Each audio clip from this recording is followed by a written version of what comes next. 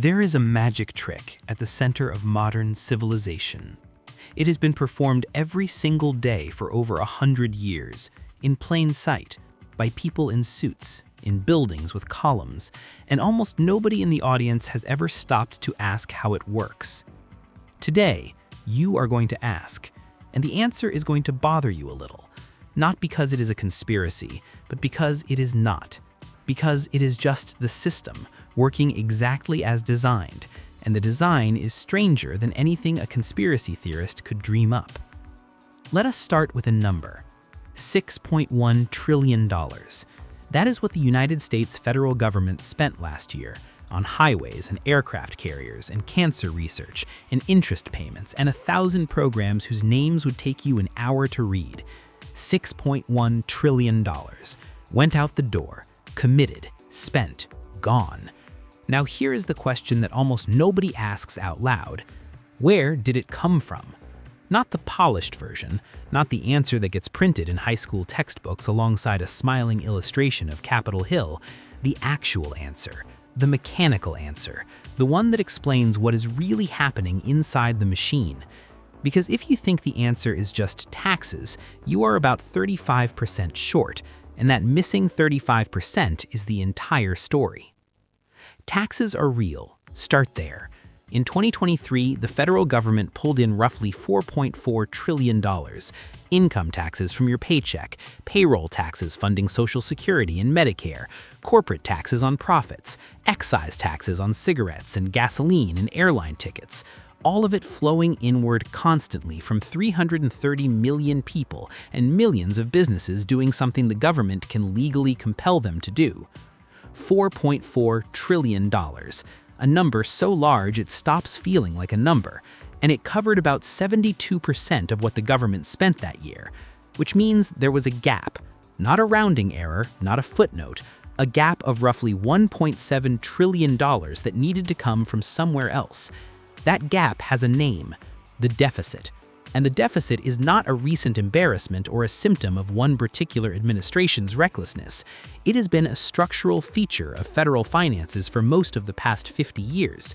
The US government has run a surplus, meaning spent less than it collected, in exactly 5 of the last 45 years. 5. So the gap is not the exception. The gap is the operating model. And the operating model requires a solution every single year, no matter what. The solution at its most basic level is borrowing.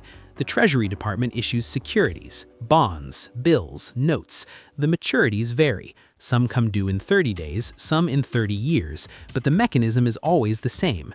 The government goes to the market and says, "Give us money now, we will return it later with interest," and the market obliges. Pension funds buy them because they are considered the safest asset on Earth. Insurance companies buy them to back their long-term obligations.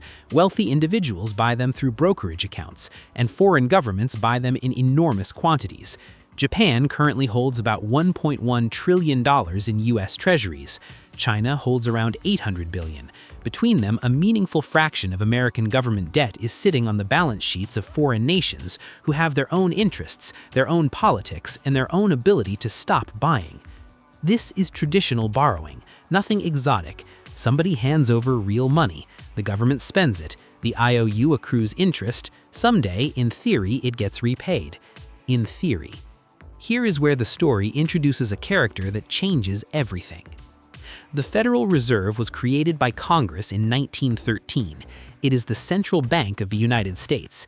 It is not a government agency in the full sense.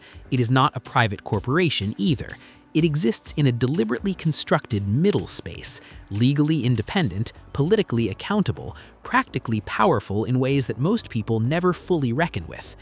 The Fed sets interest rates, it supervises banks, it acts as a financial emergency room when the system starts crashing, and it buys government debt. That last part sounds routine. It is not. Because when you ask where the Federal Reserve gets the money to buy government bonds, the answer stops the conversation cold. It creates it. Not as a metaphor, not through some elaborate chain of transactions that incidentally produces money as a byproduct. The Federal Reserve has the legal authority to create United States dollars by crediting accounts. It decides to purchase a Treasury bond. It generates the dollars to do so. Those dollars did not exist before that decision. After that decision, they do, and they are in the system, real, spendable, indistinguishable from any other dollar you've ever held. This process was given a name designed to sound technical and calm: quantitative easing. It was introduced at scale during the 2008 financial crisis and has never fully gone away. Between 2008 and early 2022, the Fed's balance sheet, meaning the pile of assets it purchased using newly created money, expanded from roughly $900 billion to just under $9 trillion. $9 trillion, conjured in 14 years. Now, trace the loop slowly, because this is the mechanism most people never see clearly. Government spends more than it collects, issues bonds to cover the gap. The Federal Reserve decides to purchase some of those bonds, creates new dollars to do so. Dollars flow to the government spends them into the economy, Fed holds an IOU, the IOU pays interest, that interest remarkably gets remitted back to the Treasury. The government is, in part, paying interest to an institution that created the money it borrowed and then getting that interest returned to itself.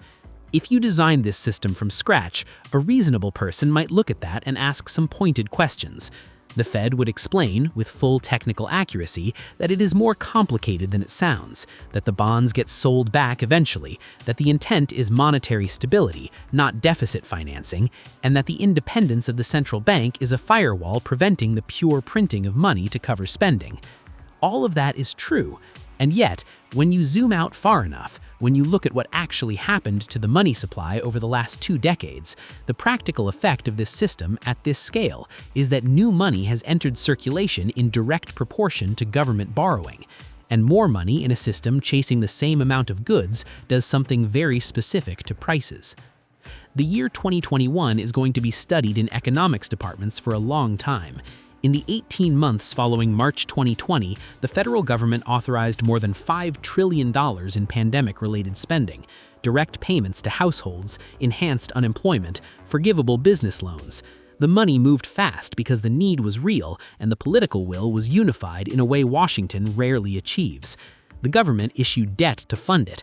The Federal Reserve was simultaneously purchasing $120 billion in securities every single month, flooding the banking system with liquidity.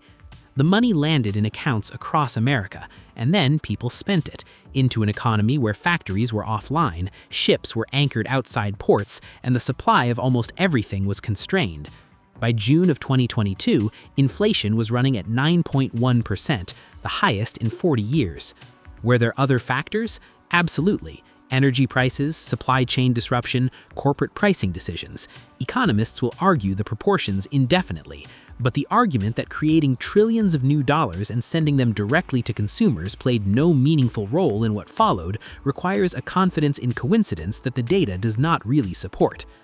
The Fed then spent the next 2 years raising interest rates aggressively to bring inflation back down, which worked and which also quietly made something else much more expensive: servicing the debt. This is where the math becomes genuinely difficult to look at for too long. The U.S. national debt today sits at roughly $34 to $35 trillion. It is more than doubled since 2010. It now exceeds the total annual economic output of the entire country. And because interest rates rose sharply to fight the inflation that partly resulted from the money creation that partly funded the borrowing, the annual cost of simply carrying that debt has exploded. Interest payments on the national debt are now running above $800 billion a year. That is not principal repayment, not paying anything back, just the annual fee for having borrowed this much: $800 billion to stand still. That number is larger than the entire Medicaid budget. It is approaching the full cost of national defense, and it is the fastest growing major line item in the federal budget because debt keeps accumulating and interest rates are no longer near zero. Here is the loop nobody in position of authority seems eager to describe plainly. The government borrows to cover the deficit. The borrowing adds to the debt. A larger debt at higher rates generates more interest next year. More interest increases next year's deficit. A larger deficit requires more borrowing, and so on. Not forever, perhaps, but long enough that the people making the decisions today will be comfortably retired before it becomes someone else's emergency. Now, here is the part that should make you genuinely uncertain rather than merely alarmed. Smart, serious, credentialed economists disagree how dangerous this actually is. The traditional view says unsustainable is unsustainable, that debt compounding faster than economic growth eventually produces a crisis, that investor confidence once lost is not gently retrieved, that countries have walked this road before and the ending is not usually academic. The opposing view, increasingly influential, argues that a government issuing its own currency operates under different rules entirely, that it cannot be forced into default the way a household or a corporation can, that the real constraint is inflation, not insolvency, that the national debt is not a burden being passed to your grandchildren, but a financial asset sitting on someone else's balance sheet right now, that the analogy to a household budget, the one politicians reach for every time this comes up, is so misleading it borders on deliberate misdirection. Both positions